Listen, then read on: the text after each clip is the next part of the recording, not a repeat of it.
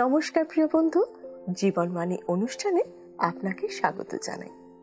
অন্যান্য দিনের মতো আজও আমরা মঙ্গলময় ঈশ্বরের জীবনদায়ী বাক্যের ধারাবাহিক আলোচনা নিয়ে উপস্থিত হয়েছি। আমার বিশ্বাস আপনি কৃতজ্ঞতার সাথে এই বাক্য গ্রহণ করে থাকেন এবং দিন প্রতিদিন ঈশ্বরের জ্ঞানে বৃদ্ধি পাচ্ছেন। আমরা খুব খুশি হই যখন আপনি আমাদেরকে আপনার এই আশীর্বাদ পাওয়ার বিষয় ফোনের মাধ্যমে জানান। আসুন শুনি ঈশ্বরের বাক্য আজ আমাদেরকে কি জানাতে চায়।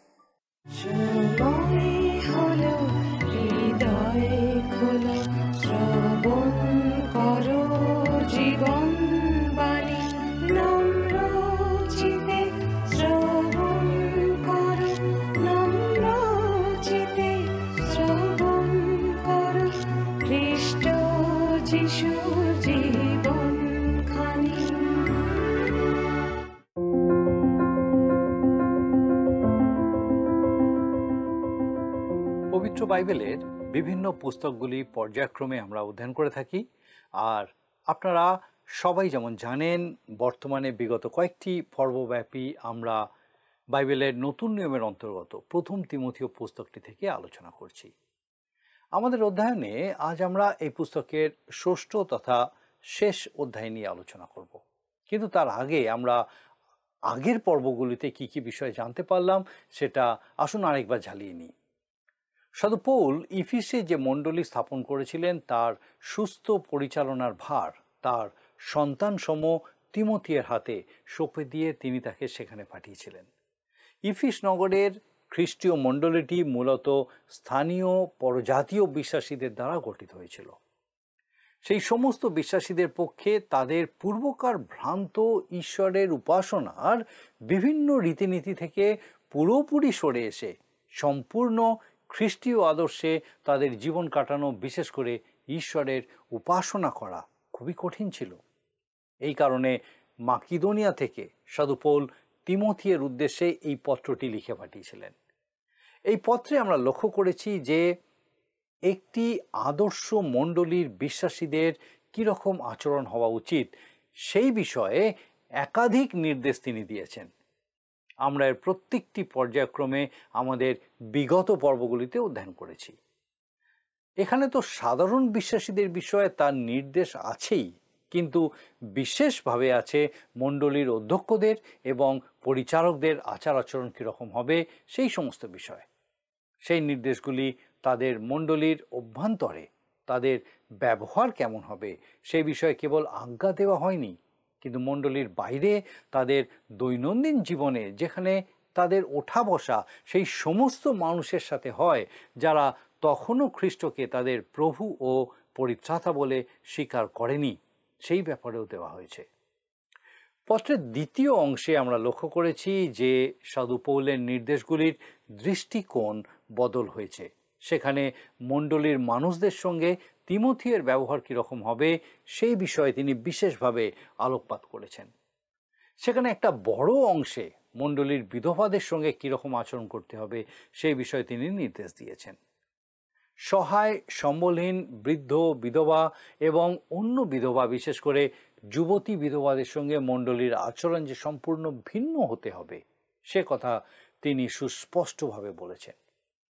আমরা প্রথম তিমথীয় পত্র থেকে একটি আদর্শ মণ্ডলী কীরকম হবে সেই বিষয়ে যে শিক্ষা লাভ করেছি সেই বিষয়ে আমাদের মনে রাখা উচিত যে সেইগুলি সমস্ত যেমন 2000 বছর আগে প্রযোজ্য ছিল আজও সমানভাবে আমাদের ক্ষেত্রেও প্রযোজ্য। হয়তো এই 2000 বছরে আমাদের সমাজ ব্যবস্থার অনেক পরিবর্তন হয়েছে, যার কারণে সাধু পৌলের অনেক নির্দেশ আমাদের কাছে অপ্রাসঙ্গিক মনেও হতে পারে। কিন্তু আমাদের উপলব্ধি করতে হবে এই পুস্তকের প্রতিটি নির্দেশের মূলে যে শিক্ষা আছে তার কিন্তু কোনো পরিবর্তন হয়নি। আজকে আমরা যে অংশ অধ্যয়ন করব সেই অংশে সাধু পৌল পুনরায় মণ্ডলীতে অধ্যক্ষগণের দায়িত্ব নিয়ে আলোচনা করেছেন। মূলত তিনি আগে যা যা বলেছিলেন তার একটি উপসংহার এখানে করেছেন। প্রথমে আমরা দেখব বিশ্বাসীদের সঙ্গে অন্যদের সম্পর্ক কীরকম হবে সে বিষয়ে তিনি কি বলছেন। আসুন আমরা 6 অধ্যায়ের প্রথম দুটি পদ পাঠ করি এবং দেখি সেখানে কিভাবে সাধু পৌল শুরু করছেন। আমার অনুরোধ, যদি আপনার কাছে বাইবেল থাকে আপনি বাইবেল খুলুন প্রথম তিমথীয় পুস্তক তার 6 অধ্যায়। আসুন আমরা প্রথম দুটো পদ পাঠ করি। যে সকল লোক জোয়ালির অধীন দাস, তাহারা আপন আপন কর্তাদিগকে সম্পূর্ণ সমাদরের যোগ্য জ্ঞান করুক, যেন ঈশ্বরের নাম এবং শিক্ষা নিন্দিত না হয়। আর যাহাদের বিশ্বাসী কর্তা আছে, তাহারা তাহাদিগকে ভ্রাতা বলিয়া তুচ্ছ জ্ঞান না করুক, বরং আরও যত্নে দাস্যকর্ম করুক, কেননা যাহারা সেই সদ্ব্যবহারের ফল ভোগ করেন তাহারা বিশ্বাসী ও প্রেমের পাত্র। দাস। সাধু পৌল এখন মূলধন ও শ্রমের সম্পর্ক নিয়ে আলোচনা করতে যাচ্ছেন। একজন খ্রিস্ট বিশ্বাসীর উচিত, যার জন্যই সে কাজ করুক না কেন, সম্পূর্ণ নিষ্ঠার সঙ্গে সারা দিনের কাজ সম্পন্ন করা। যদি সে বিকেল 5টা পর্যন্ত কাজ করতে রাজি হয়ে থাকে, তবে তার ঠিক 5টা পর্যন্তই কাজ করা উচিত। কিন্তু অনেক সময় দেখা যায় কর্মীরা তাদের কাজ শেষ না করেই চলে যায়। তবে একজন খ্রিস্ট বিশ্বাসীর উচিত পুরো দিনের মজুরির জন্য সারাদিন কাজ করা। এখন ধরুন একজন খ্রিস্ট বিশ্বাসী কর্মীর মালিকও একজন খ্রিস্ট বিশ্বাসী, এতে তাদের সম্পর্কের ভিত্তি ভিন্ন হয়ে যায়। এটি যে কোনো ধরনের চুক্তির ঊর্ধ্বে উঠে যায়। আমি একটি উৎপাদনশীল প্রতিষ্ঠানের কথা জানি, যেখানে মালিকরা খ্রিস্ট বিশ্বাসী এবং সেমিনারির অনেক ছাত্র সেখানে কর্মরত ছিল। আমি একবার সেখানে তাদের জন্য একটি সভায় 45 মিনিট ধরে বক্তৃতা দেওয়ার সুযোগ পেয়েছিলাম। আর আশ্চর্যের বিষয়, ওই সময় যে কর্মীরা সেখানে উপস্থিত ছিল তাদের বেতনও দেওয়া হয়েছিল। সেখানে সত্যি চমৎকার এক আত্মিক পরিবেশ সৃষ্টি হয়েছিল। একবার আমি সেখানকার কর্তৃপক্ষকে এর জন্য প্রশংসা করেছিলাম। তারা উত্তর দিয়েছিলেন, আমাদের প্রশংসা করবেন না, আমরা দেখেছি এই খ্রিস্ট বিশ্বাসী কর্মীরা অন্য সবার থেকে ভালো কাজ করে। এখানে পারস্পরিক একটি সম্পর্ক তৈরি হয়েছে। তারা এত অসাধারণ কর্মী যে আমরা মনে করি না যে আমরা তাদের বিশেষ কোনো সুবিধা দিচ্ছি, বরং তারা আমাদের অনেক কিছু দিচ্ছে। কি দারুণ এক সম্পর্ক! দেখুন, খ্রিস্ট ধর্ম শুধু মণ্ডলীর 4 দেওয়ালের ভিতর সীমাবদ্ধ নয়, এটি কোনো কর্মশালাতেও ঢুকে পড়ে। এটি হাত তৈলাক্ত করে, কখনো কখনো পায়ে কাদা লাগায়। পাপের কাদা নয়, বরং কঠোর পরিশ্রমের কাদা। এরপর সাধু পৌল বলছেন, দেখুন লেখা আছে 3 পদ থেকে, এই সকল শিক্ষা দাও ও অনুনয় করো। যদি কেহ অন্যবিধ শিক্ষা দেয় এবং নিরাময় বাক্য অর্থাৎ আমাদের প্রভু যীশু খ্রিস্টের বাক্য ও ভক্তির অনুরূপ শিক্ষা স্বীকার না করে, কিন্তু বিতণ্ডা ও বাকযুদ্ধের বিষয়ে রোগগ্রস্ত হইয়াছে, এ সকলের ফল মাৎসর্য, বিরোধ, বিবিধ নিন্দা, কুসন্দেহ এবং নষ্ট বিবেক ও হিংসত্ব লোকেদের চিরসংবাদ। এ প্রকার লোকেরা ভক্তিকে লাভের উপায় জ্ঞান করে।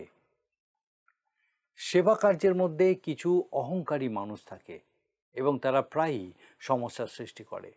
অহংকার সর্বদাই সমস্যার কারণ হয় এবং এটি ঈশ্বরের সন্তানের জন্য যথাযথ আচরণ নয়।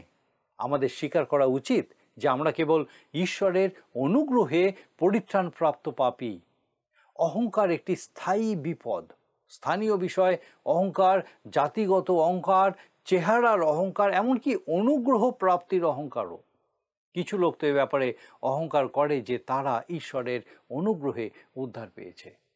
আমাদের খ্রিস্ট বিশ্বাসীদের কাছে অহংকার করার মতো কিন্তু কিছু নেই, বরং বিনয়ী হওয়ার জন্য যথেষ্ট কারণ আছে।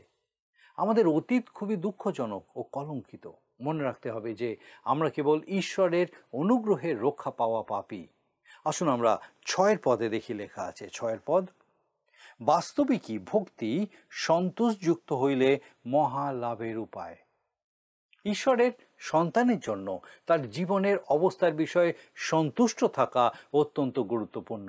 এর কারণ সাধু পৌল 7 পদে বলেছেন, দেখুন লেখা আছে 7 পদে, কেননা আমরা জগতে কিছুই সঙ্গে আনি নাই, কিছুই সঙ্গে করিয়া লইয়া যাইতেও পারি না। এটি একটি চিরন্তন সত্য। একবার একজন কোটিপতি মৃত্যুশয্যায় শায়িত ছিলেন। আর তার সমস্ত উত্তরাধিকারীরা তার ঘরের বাইরে অপেক্ষা করছিল। যখন তার ঘর থেকে তার ডাক্তার ও তার আইনজীবী অবশেষে বেরিয়ে এলেন, তারা অধীর আগ্রহে জিজ্ঞেস করল, তিনি কত রেখে গেছেন? আইনজীবী উত্তর দিলেন, সব কিছু রেখে গেছেন, তিনি কিছুই সঙ্গে নিয়ে যাননি। আমরা এই পৃথিবীতে খালি হাতে আসি এবং খালি হাতেই চলে যাব। এই কারণেই ঈশ্বরের সন্তানের উচিত তার সম্পদ ঈশ্বরের সেবা কার্যের জন্য ব্যবহার করা। আমি মনে করি উইল তৈরি করা ভালো, তবে অনেক সময় এটির অপব্যবহার করা হয়। একজন ঈশ্বরের সন্তানের নিশ্চিত হওয়া উচিত যে তিনি কোনো না কোনোভাবে ঈশ্বরের সেবা কার্যকে সমর্থন করছেন। আসুন আমরা ৮ এবং ৯ পদ একসঙ্গে পড়ি। প্রথম তিমথিও ৬ অধ্যায় ৮ এবং ৯ পদ। কিন্তু গ্রাসাচ্ছাদন পাইলে আমরা তাহাতেই সন্তুষ্ট থাকিব, কিন্তু যাহারা ধনী হইতে বাসনা করে তাহারা পরীক্ষাতে ও ফাঁদে এবং নানাবিধ মূঢ় ও হানিকর অভিলাষে পতিত হয়, সে সকল মনুষ্যদিগকে সংহারে ও বিনাশে মগ্ন করে। ধন সম্পত্তি কখনো প্রকৃত সন্তুষ্টি এনে দিতে পারে না, যার কারণ তিনি 10 পদে লিখেছেন। দেখুন লেখা আছে, কেননা ধনাসক্তি সকল মন্দের একটা মূল, তাহাতে রত হওয়াতে কতক লোক বিশ্বাস হইতে বিপদগামী হইয়াছে এবং অনেক যাতনারূপ কণ্টকে আপনারা আপনাদিগকে বিদ্ধ করিয়াছে। টাকা পয়সা নিজে মন্দ নয়, এটি নৈতিকভাবে নিরপেক্ষ। লক্ষ্য করুন, লেখা আছে ধনাসক্তি হচ্ছে সকল মন্দের একটা মূল, একমাত্র মূল নয়। দেখুন 11 পদে লেখা আছে, কিন্তু তুমি হে ঈশ্বরের লোক এই সকল হইতে পলায়ন করো এবং ধার্মিকতা, ভক্তি, বিশ্বাস, প্রেম, ধৈর্য, মৃদুভাব এই সকলের অনুধাবন করো। এইগুলি সেই গুণাবলী যা একজন ঈশ্বরের মানুষকে অনুসরণ করা উচিত। এর সঙ্গে সঙ্গে তিনি বলছেন বিশ্বাসের উত্তম যুদ্ধে প্রাণপণ করো। দেখুন 12 পদে লেখা আছে, বিশ্বাসের উত্তম যুদ্ধে প্রাণপণ করো, অনন্ত জীবন ধরিয়া রাখো, তাহারই নিমিত্ত তুমি আহত হইয়াছ এবং অনেক সাক্ষীর সাক্ষাতে সেই উত্তম প্রতিজ্ঞা স্বীকার করিয়াছ। বিশ্বাসের উত্তম যুদ্ধে প্রাণপণ করো। এই যুদ্ধ বাহ্যিক বা অভ্যন্তরীণ, শারীরিক বা আত্মিক, যে কোনো রকম হতে পারে। অনন্ত জীবন ধরিয়া রাখো। আমি আপনাকে একটা প্রশ্ন করতে চাই, যদি আপনি খ্রিস্ট বিশ্বাসী হওয়ার অপরাধে গ্রেপ্তার হন এবং আপনাকে আদালতে তোলা হয়, তাহলে কি আপনার বিরুদ্ধে যথেষ্ট প্রমাণ থাকবে আপনাকে দোষী সাব্যস্ত করার জন্য? সাধু পৌল ঠিক এটাই বোঝাতে চেয়েছেন, অনন্ত জীবন ধরিয়া রাখো, অর্থাৎ আপনার জীবন দ্বারা সুস্পষ্ট করে দিন যে আপনি ঈশ্বরের সন্তান। আসুন আমরা 13 আর 14 পদটা পাঠ করি। সকলের জীবনদাতা ঈশ্বরের সাক্ষাতে এবং যিনি পন্তীয় পিলাতের কাছে সেই উত্তম প্রতিজ্ঞারূপ সাক্ষ্য দিয়াছিলেন, সেই খ্রিস্ট যিশুর সাক্ষাতে আমি তোমাকে এই আজ্ঞা করিতেছি, তুমি ধর্মবিধি নিষ্কলঙ্ক ও অনিন্দনীয় রাখো প্রভু যীশু খ্রিস্টের সেই প্রকাশ প্রাপ্তি পর্যন্ত। সকলের জীবনদাতা ঈশ্বর, অর্থাৎ ঈশ্বর হচ্ছেন সকল বস্তুর সৃষ্টিকর্তা। তুমি ধর্মবিধি নিষ্কলঙ্ক ও অনিন্দনীয় রাখো। এর অর্থ হলো সাধু পৌল যে আদেশ দিয়েছিলেন তা কলঙ্ক ও নিন্দার ঊর্ধ্বে থেকে পালন করো। যদি আপনি সত্যি খ্রিস্টকে অনুসরণ করেন, তবে আপনার জীবনেও ঈশ্বরের সন্তানের মতো আচরণ প্রকাশ পাবে। আসুন দেখি 15 আর 16 পদে লেখা আছে, যাহা সেই পরমধন্য ও একমাত্র সম্রাট, রাজত্বকারীদের রাজা, প্রভুত্বকারীদের প্রভু, উপযুক্ত সময়সমূহে প্রদর্শন করিবেন, যিনি অমরতার একমাত্র অধিকারী, অগম্য দীপ্তি নিবাসী, যাহাকে মনুষ্যদের মধ্যে কেউ কখনো দেখিতে পায় নাই, দেখিতে পারেও না, তাহারই সমাদর ও অনন্তকাল স্থায়ী পরাক্রম হোক। আমেন। যিনি অমরতার একমাত্র অধিকারী, যীশু খ্রিস্টই হচ্ছেন একমাত্র যিনি মহিমান্বিত দেহসহ মৃতদের মধ্য থেকে পুনরুত্থিত হয়েছেন।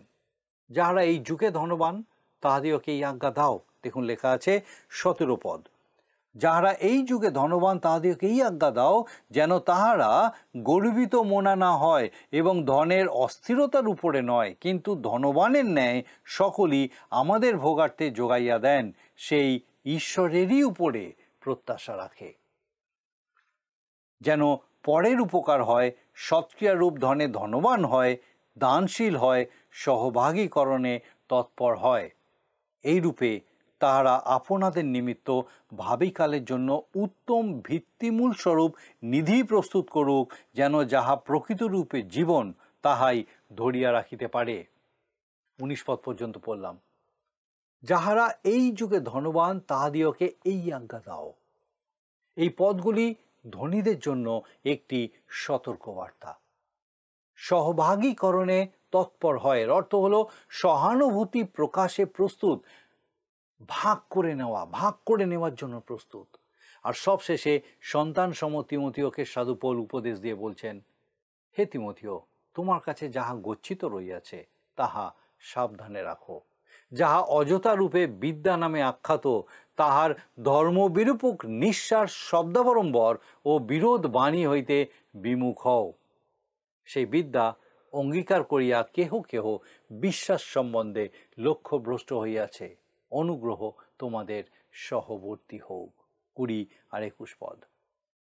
অন্য কথায়, বুদ্ধিজীবী প্রচারক, শিক্ষক বা খ্রিস্ট বিশ্বাসী হওয়ার চেষ্টা করো না। অযথা রূপে বিদ্যা নামে আখ্যাত, এর সঠিক অনুবাদ হওয়া উচিত মিথ্যা নামের জ্ঞানের অভিহিত করা।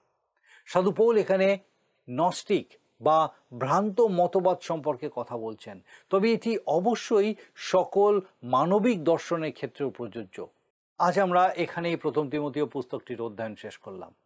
আমার বিশ্বাস এই প্রথম তিমথিও পুস্তকের আলোচনার মধ্যে দিয়ে ঈশ্বর বিশেষভাবে নিশ্চয়ই আপনার সঙ্গে কথা বলছেন।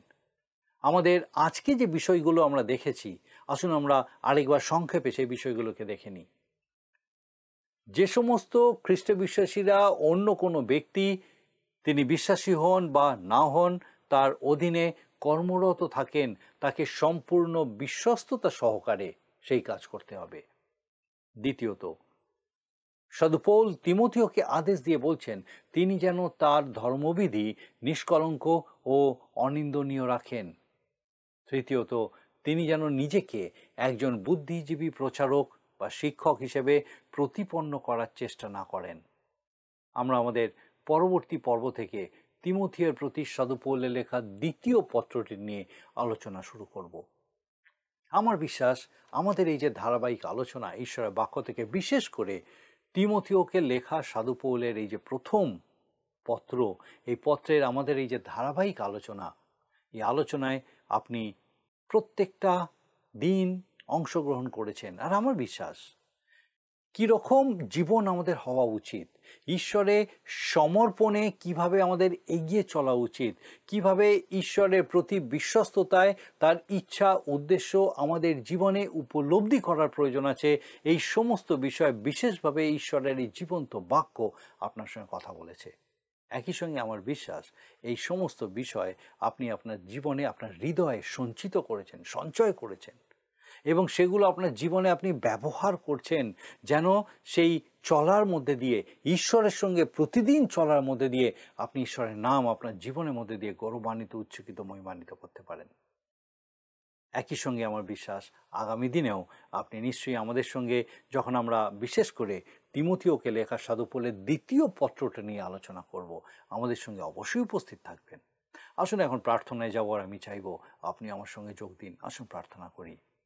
পরম করুণাময় স্বর্গীয় পিতা, তোমার ধন্যবাদ, স্তুতি, প্রশংসা, গৌরব করি। তুমি একমাত্র সত্য জীবন্ত ঈশ্বর, যুগে যুগে জীবন্ত। সমস্ত গৌরব, প্রশংসা, মহিমা, সমাদর, পরাক্রম, প্রতাপ যুগ পর্যায়ে যুগে যুগে তোমার। ধন্যবাদ দিই প্রভু যে তোমার অপার অনুগ্রহে তুমি আমাদের সহায় সহবর্তী ঈশ্বর। আমাদের প্রত্যেক মুহূর্ত তুমি ধরে রেখেছো পিতা। তোমার কাছে কিছুই অজানা নয় পিতাগো। তুমি জানো এক্স্যাক্টলি আমাদের জীবনে কি হচ্ছে, কীরকমভাবে হচ্ছে এবং তা কোথায় যেতে চলেছে, কারণ সমস্ত কিছু তুমি নিয়ন্ত্রণ করছো এবং তুমি চাও যেন আমরা সম্পূর্ণরূপে তোমাতে নির্ভরশীল হই।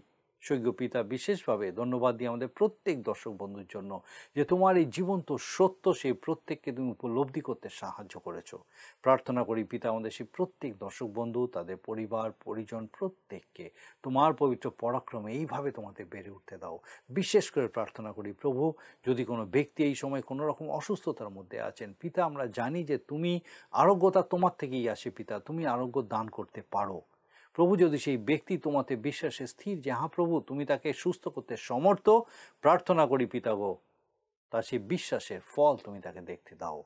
তোমার অনুগ্রহের হাত তার উপরে রাখো এবং তোমার অপার করুণায় পিতা গো, সে অসুস্থ শরীরকে তোমার আরোগ্যতা লাভ করে তোমার গৌরব করতে সাহায্য করো। প্রার্থনা করি, যদি কেউ কোনো রকম কঠিন পরিস্থিতিতে আছেন, হয়তো অর্থনৈতিক সমস্যা, সামাজিক কারণে কোনো রকম সমস্যা, হয়তো পারিবারিক সমস্যা, স্বামী স্ত্রীর মধ্যে সমস্যা, বা পিতামাতার সঙ্গে সন্তানের সমস্যা, প্রভু তুমি জানো এক্স্যাক্টলি কি, সেই ব্যক্তি বা সেই পরিবারকে তোমার চরণে সমর্পণ করি। তোমার পবিত্র পরাক্রমে পিতাগো সেই প্রত্যেককে তোমার আশীর্বাদ অনুগ্রহ দাও, তোমার জীবন্ত উপস্থিতি দাও এবং পিতাগো তুমি তোমার অনুগ্রহে জ্ঞানে বুদ্ধিতে তোমার প্রজ্ঞায় প্রত্যেককে পূর্ণ করো, যেন তার উপলব্ধি করতে সমর্থ হয় কীভাবে তুমি তাদেরকে সেই সকল সমস্যা থেকে বেরিয়ে আসার পথ দেখাচ্ছ এবং যেন সেই পথ তারা দেখতে পায় এবং পিতাগো তোমার প্রতি নির্ভরশীলতায় সেই পথে চলার মধ্যে দিয়ে সকল সমস্যার ঊর্ধ্বে উঠে তোমার গৌরব করতে পারে। প্রভু কৃপা করো।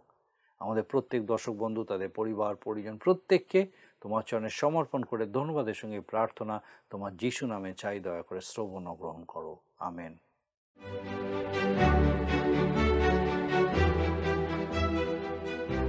প্রিয় বন্ধু, আপনাদের কাছে আমার বিশেষ অনুরোধ, এই অনুষ্ঠান কেমন লাগছে তা আমাদেরকে জানাবেন। আর যদি আপনাদের কোনো প্রশ্ন থাকে তাও আমাদের জানাবেন। আমরা চেষ্টা করব আপনার প্রশ্নের উত্তর দিতে। আমি বিশ্বাস করি এই অনুষ্ঠানের মাধ্যমে ঈশ্বর প্রতিদিন আপনার জীবনে নতুন নতুন আশীর্বাদ যোগ করছেন।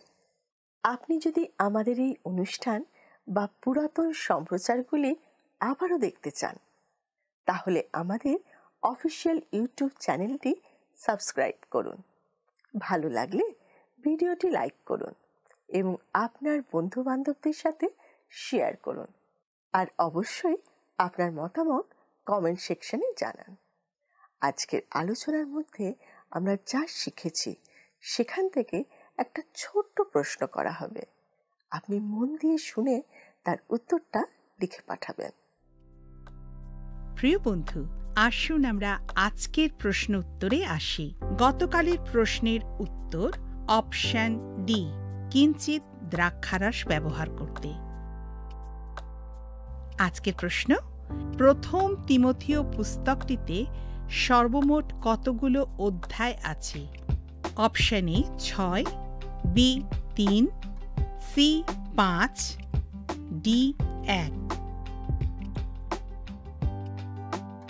বন্ধু, এই প্রশ্নের উত্তর আগামীকাল সন্ধ্যে 6টার মধ্যে option A B C D সহকারে আপনার নাম ও সম্পূর্ণ ঠিকানা সহ 9433497235 এই নম্বরে SMS-এ অথবা হোয়াটসঅ্যাপে লিখে পাঠাবেন।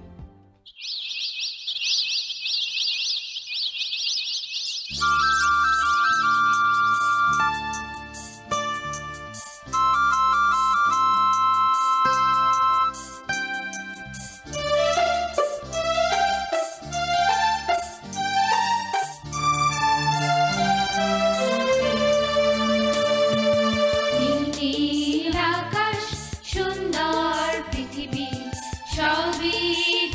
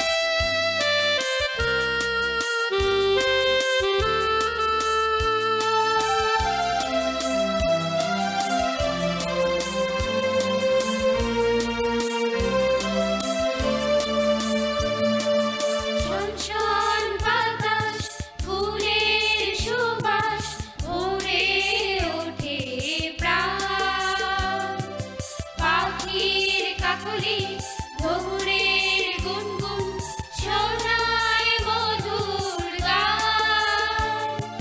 শনশন বাতাস ফুলের সুবাস ভরে ওঠে প্রাণ। পাখির কাকলি ভ্রমরের গুনগুন শোনায় মধুর গান। সবই তোমারি দান পিতা, সবই তোমারি দান। নীল নীল আকাশ সুন্দর পৃথিবী সবই তোমারি দান পিতা, সবই তোমারি দান।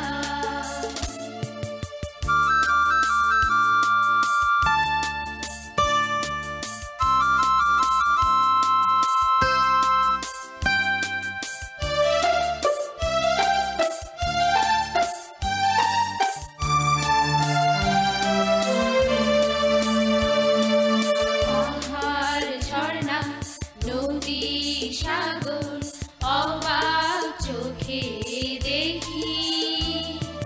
নানা রঙে সবুজে ভরা এই বনানী পৃথিবী।